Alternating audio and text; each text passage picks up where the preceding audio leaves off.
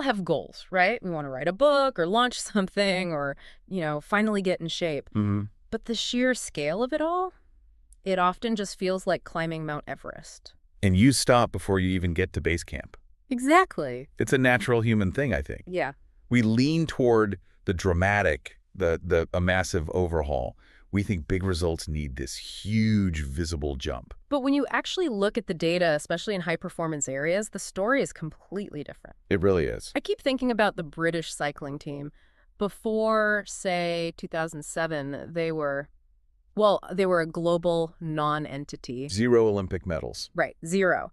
Then they brought in a new performance director who started this thing he called the aggregation of marginal gains. They just focused on hundreds of these tiny improvements. And when you say tiny, you mean really tiny. I mean, ridiculously small. It wasn't just, optimizing the bike frame. They were obsessive. They figured out the exact perfect massage gel. They tested which pillows gave the riders the best sleep. They even painted the inside of the team truck white so they could spot tiny dust particles that might mess with the bike maintenance. Painting a truck to spot dust. Yeah, I mean, that detail alone sounds so insignificant. it does. But the outcome it was profound. Over the next decade, they won 178 world championships, 66 Olympic and Paralympic gold medals. That's the most successful run in the history of the sport. By far. And that really is our mission for you today.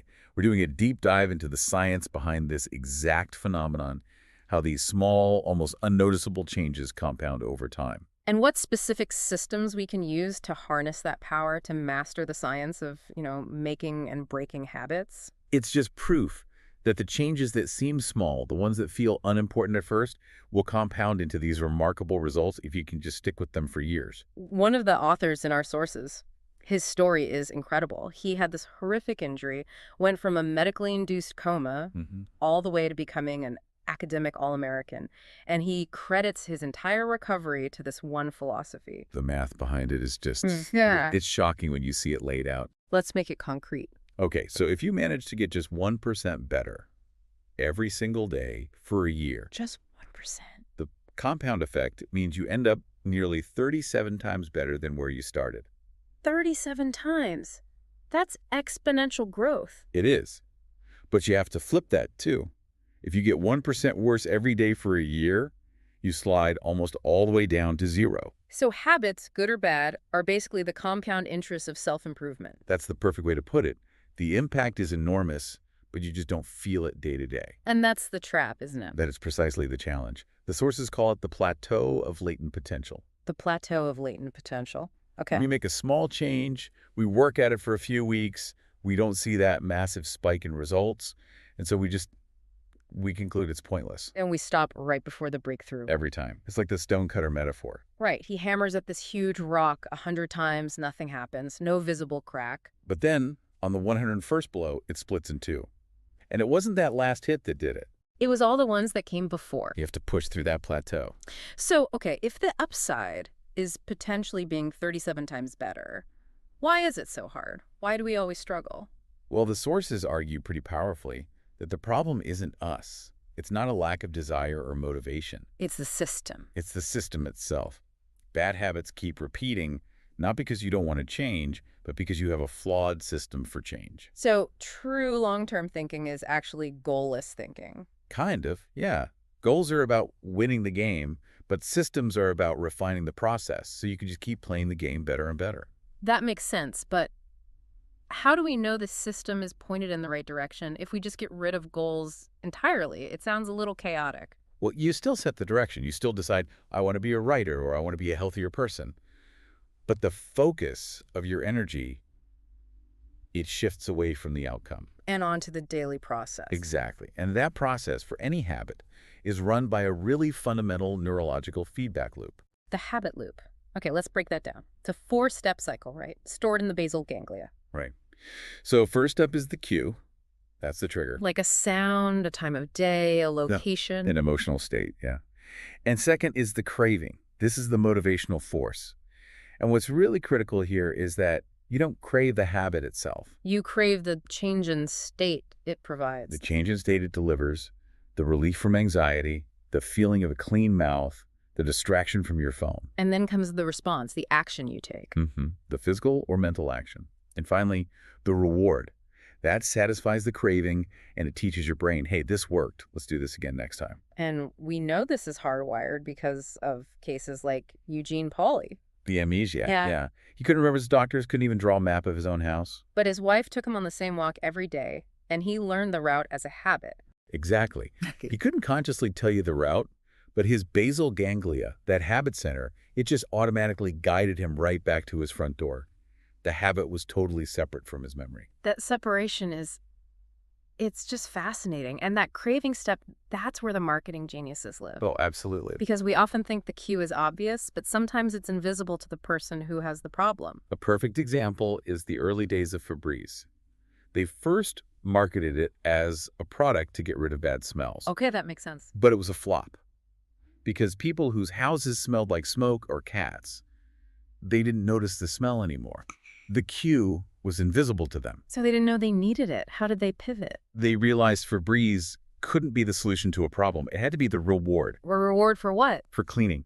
They repositioned it as a mini celebration to be used after you finish your cleaning routine. A little spray on the couch to signal satisfaction. Ah, so they made finishing a chore the routine, and the fresh scent became this really satisfying reward. And the product just exploded. That's a perfect transition into how we can actually engineer our own habits. Right. Once you get that neurological loop, you can design a system using what our sources call the 4 laws of behavior change. Okay, so for good habits, we want to make them obvious, attractive, easy, and satisfying. And for bad habits, you just invert them. Invisible, unattractive, difficult, and unsatisfying. And we also have to remember the FOG behavior model. Yes. Behavior equals motivation, ability, and a prompt. BMAP. They all have to converge. So if your motivation is low, the action has to be incredibly easy. Okay, let's start with law 1, make it obvious. The best tactic here seems to be habit stacking. Yeah, habit stacking is great. You just use a behavior you already do reliably as the anchor for the new habit you want. The formula is super specific. It gives your new habit a time and a place. As after current habit, I will new habit. So instead of a vague goal like read more, it becomes after I brew my morning coffee, I will read 1 page. Or after I flush the toilet, I'll do 2 push-ups. It just hijacks a cue that's already there. And we can also engineer our environment. I love the study from Dr. Ann Thorndike in the hospital cafeteria. She didn't lecture anyone about eating healthy. No, she just changed the choice architecture. Tell us what she did. It was so simple. She just put water bottles next to every single food station. Before, there was only soda. And what happened? People choose things not because of what they are, but where they are. Just making water obvious and easy increased water sales by over 25%. That's incredible. And the flip side for bad habits is to make them invisible. Exactly. You want to watch less TV, put the remote in another room, want to waste less time on your phone, lock yourself out of apps, or just leave your phone in the kitchen at night. Out of sight, out of mind, it actually works. Which brings us to the second law, make it attractive. Habits stick better if you actually look forward to doing them. But how do you make something like, I don't know, doing your expense reports or push-ups attractive? You use something called temptation bundling. You link an action you want to do with an action you need to do. Give me an example. You only allow yourself to watch your favorite Netflix show. That's the want. While you're on the stationary bike. That's the need. Huh, that's clever. Yeah. You're tricking your brain into associating the pleasure of the show with the pain of the exercise. Precisely. And we're also just so influenced by our social environment. The desire to fit in is one of the strongest forces there is. So if you want to be a runner, joining a running club makes running attractive. Right, because you gain social acceptance, you get this identity confirmation from the group. Okay, so we've made the habit obvious and attractive. The next hurdle is actually doing it. That's law 3, make it easy. And this is all about reducing friction. The key here is the 2-minute rule. The new habit should take less than 2 minutes to do. Right. And the key is that this simplifies the start of the process. It creates a gateway habit. So you don't aim for write a novel. The gateway habit is write 1 sentence. Exactly. Or instead of run 3 miles, it's just tie my running shoes. You're ritualizing the very beginning, which is usually where the most resistance is. Tying your shoes takes 30 seconds. But once you're laced up, you've already won. The momentum makes it easier to just start the run. And this also applies to your physical space, reducing friction. Oh, completely. If you want to practice guitar, Don't keep it in a case in the closet. Leave it on a stand in the middle of the living room. Make it easy to pick up. A gym on your way to work is low friction. One that's 4 blocks out of your way is high friction. You're just not going to go. And the ultimate friction remover is automation. One-time decisions that lock in good behavior for the future. Setting up an automatic savings plan, signing up for prescription refills, buying a really good mattress. You make the decision once, and it pays off over and over without any daily willpower. But then you hit the last critical step. If the real reward for good habits like health or savings is years away, how do you make it stick today? Law 4. Make it satisfying. We need that immediate reinforcement. Our brains are just wired for immediate rewards, not delayed ones. So the secret is to find a way to feel successful right now. And that's where something like habit tracking comes in. Just checking a box on a calendar. Yes. Or using an app. Hmm. After you do your 2-minute action, you get that little hit of satisfaction from checking it off. It becomes the immediate reward. You turn it into a game. It becomes a game where every check mark is a vote for the type of person you want to become. You didn't just save $5. You cast a vote for being a saver. It validates your identity instantly. Let's talk more about that, the identity piece. This isn't just about tasks, it's about who you are. It's the deepest layer of change. Building better habits isn't really about having success like losing weight or making more money. It's about becoming someone. And the biggest barrier to change is identity conflict. It is.